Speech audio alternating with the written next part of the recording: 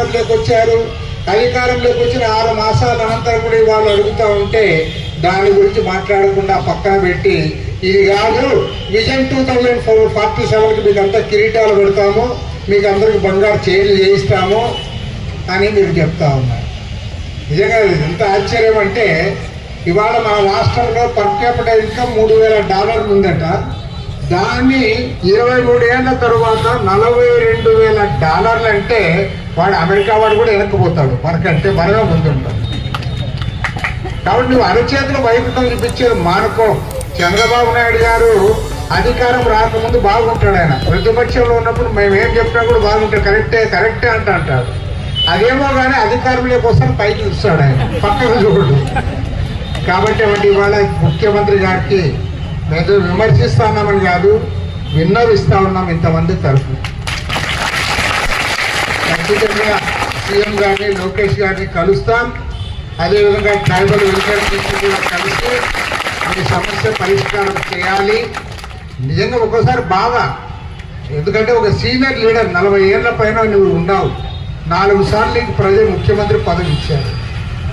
ఏదో పెద్ద పని చెప్పి అది చేయలేనంటే అది చేయలేదులే, నిజమే కదా ఆయన ఏదో మాట్లాడినాడు. చిన్న నువ్వు ముఖ్యమంత్రి స్వయంగా ప్రతి మీటింగ్లో చెప్తే వాలంటీర్ల గురించి. వాలంటీర్లు పాపం వాళ్ళు ఎంత ప్రాణం అండి, వాళ్ళకంతా 5,000 రూపాయలు, ఓన్లీ 5,000 రూపాయలు. నువ్వు ఈవెన్ పెన్షన్ ఇస్తానావు 4,000, వాళ్ళకి 5,000 రూపాయలు ఇచ్చే వాళ్ళని ఇప్పుడు నువ్వు తీసేస్తున్నావు. అసలు తీసేసి ఎందుకు తీసేస్తావంటే హాస్యాస్పదం. వాళ్ళకి రికార్డులు లేవండి, వాళ్ళ ఫైల్ లేదండి. మరి ఏమైనా దొంగలెత్తుకుపోయినారా? అసలు ఏం ఫైల్? వాళ్ళకే రిక్రూట్మెంట్ చేసావా? వాళ్ళకి ఏమన్నా పర్మనెంట్ ఉద్యోగస్తులు మాది ఇచ్చావా? ఇంక్రిమెంట్స్ ఇచ్చావా? డిఏలు ఇచ్చావా?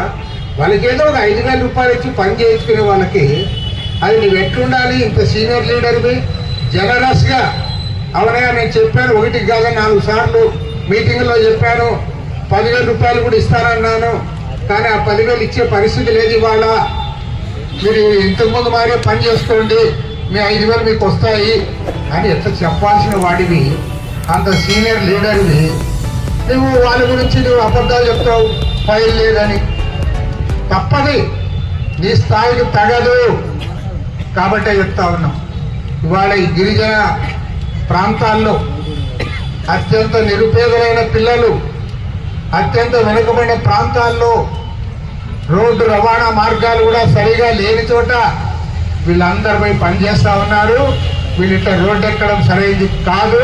కాబట్టి ముఖ్యమంత్రి గారికి విన్నవిస్తా ఉన్నా, తప్పకుండా వీళ్ళ న్యాయమైన సమస్యలన్నీ కూడా